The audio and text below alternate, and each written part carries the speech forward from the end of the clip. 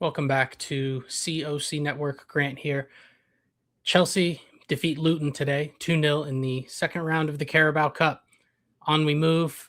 Usually this would be a 5 things we learned, but quite frankly, I will touch on the game towards the end of the video, but we had a lot of transfer news and business go down today, so we're going to touch on that. Incomings, outgoings, you know the drill. Like, comment, hype, subscribe, talk to me about the transfers because it's Chelsea. You already know there's going to be more business that gets done from now until the end of the window. And let's get right into it. Emi Martínez is coming to Chelsea. That happened way quicker than I thought it would. We have that experience last year with Mignon, and that never got over the line. I wasn't sure that this would get over the line. And I don't know how to feel about it, if I'm honest. Emi Martínez is a top-level goalkeeper. The shot stopping is absolutely elite, and I don't think we're going to be asking him to do anything crazy with the ball at his feet. My only real concern is there are errors in Emi's game, just like there are errors in Robert's game. And I just think Emi Martínez is a better version of Robert Sánchez, and I think the mental side of this comes into it as well. For as good as Robert Sánchez was for probably a year in a Chelsea shirt, there were a lot of moments where he wasn't good, and he got dropped every single season he was at Chelsea. So that is in the back of everybody's head, and I don't think you can downplay that. I think Emi Martínez gives you a lot more mentally. Not to say Robert Sánchez has no mentality. I think he actually has a fantastic mentality, but Emi Martínez, the World Cup win, that type of stuff, I think his reputation, that alone is going to have a big impact. And it's not really something I'm seeing be spoke about as much as I thought it would be. People are just talking about the clear upgrade on the goalkeeper. I hope I'm wrong because obviously he's our goalkeeper now for the next 2 years. I genuinely do not see the stark difference in their games itself. I'm not a huge stats guy, but that's just how I see it. I think he has those errors in him just as much as Bob does, but again, it's a reliable known commodity, and Robert Sánchez is just up in the air every year. What's his future? At least now we know. We have Emi Martínez for 2 years, option for a third, and Mike Penders is the guy for the future. So I like the move. Unfortunately, it did have to be done. I really have come to love Robert Sánchez after his brutal start at Chelsea, but you got to be ruthless. And this had to get done. This had to get done. And I think for it to be an older keeper who's experienced and it doesn't block the pathway and you're not compromising the quality in the first team, you're elevating the quality in the first team, I think this is great. But I'm not going to come on here and say Robert Sánchez isn't good enough to win Chelsea the league. You're going to need an Emi Martínez. I don't buy into that thought as much. I do think this makes us better. However, I'm not going to come on here and say Robert Sánchez is a better goalkeeper than Emi Martínez. It's not true. But I genuinely am not sold on some people who are saying that there's a huge difference in quality between the two.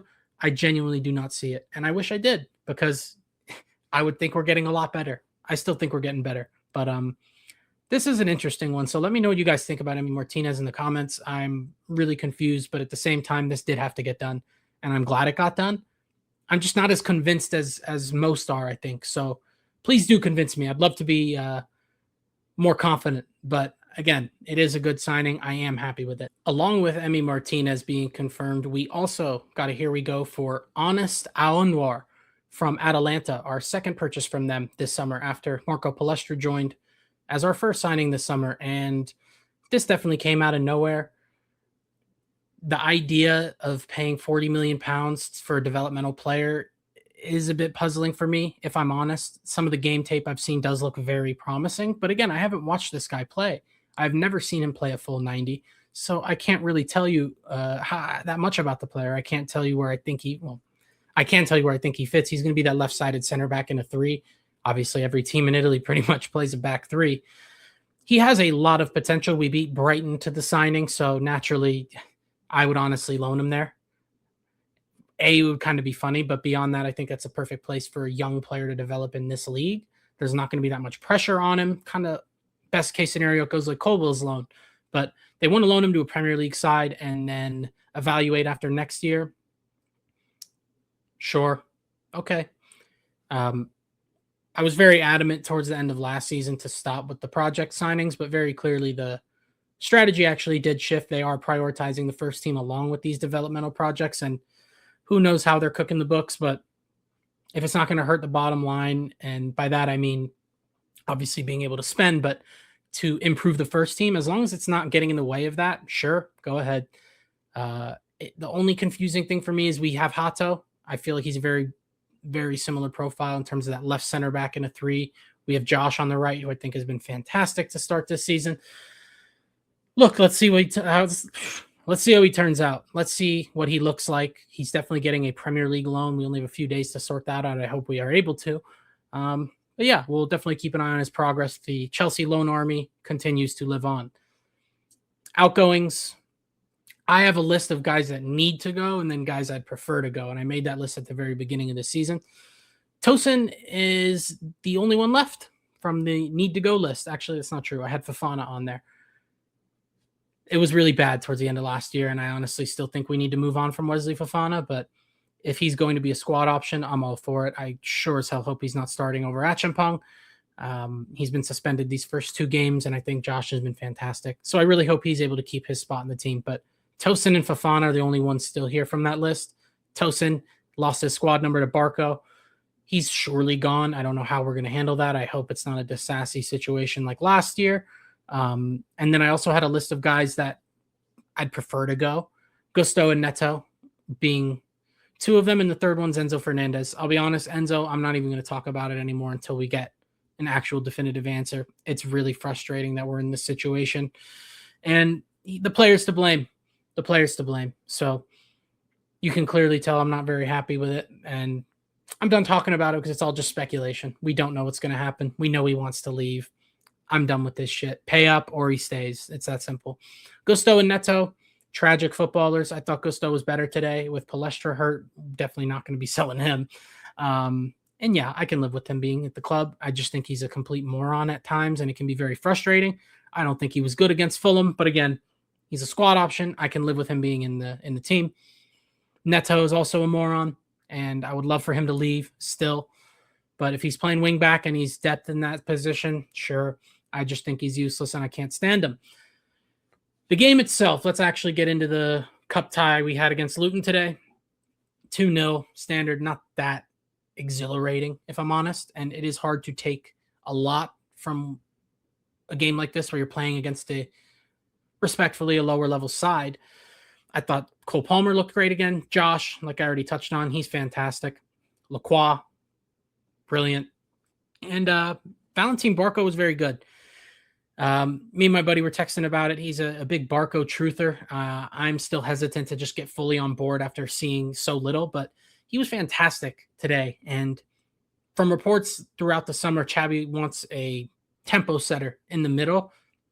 I don't know how he's going to be able to deal with, less time to work on the ball, stronger opponents naturally at the top flight, but he showed a lot today. I'd love for him to continue. I'd love to see him get some opportunities in the league and see how that looks, because he did struggle in the Premier League. He was also playing left back, and he was a kid. He's matured a lot at Strasbourg, and he's a midfielder now.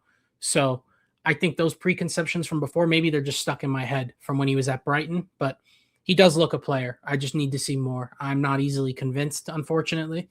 But I do like what I saw today from Valentin Barco, no doubt. Pender's got his debut. You're not going to be starting anytime soon, unfortunately. I think it's a weird situation there because he's going to be the backup at least for this year, little Courtois, Petr-Cech-esque situation. I don't really want him to rot on the bench all year. Obviously, he's going to get cup games, but I'd like to situate that or at least have more clarity. But every report on Emi Martínez said it was dependent on Sanchez's situation, and nothing's come out yet about him being linked to any other club, and we did bring in Emi. So goalkeeping situation needs to be situated. Should have fucking lumped that into the transfer talk. But the game itself, again, there's just not really too much to take away from beating Luton at home 2-0. We got Leeds in the next round at home. That should Leeds Cup tie. That'll always be interesting. They'll be up for it, no doubt. So I do like that Xabi played a strong team. Palmer playing a full 90. It's not great, but I think he wants to.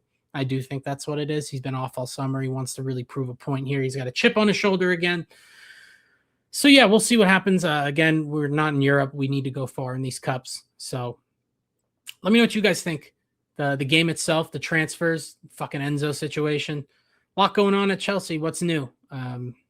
we play again on Sunday. So that's the next time I'll see you. And I will not be this chopped. I will be getting a haircut. So apologies for having to look at this for, wow, almost 11 minutes now. But if you did, I appreciate it a lot. And again, I love talking Chelsea. I can do it forever. So talk to me. Let me know what you think in the comments. Like, hype, share, subscribe, and I will see you guys soon. Take care.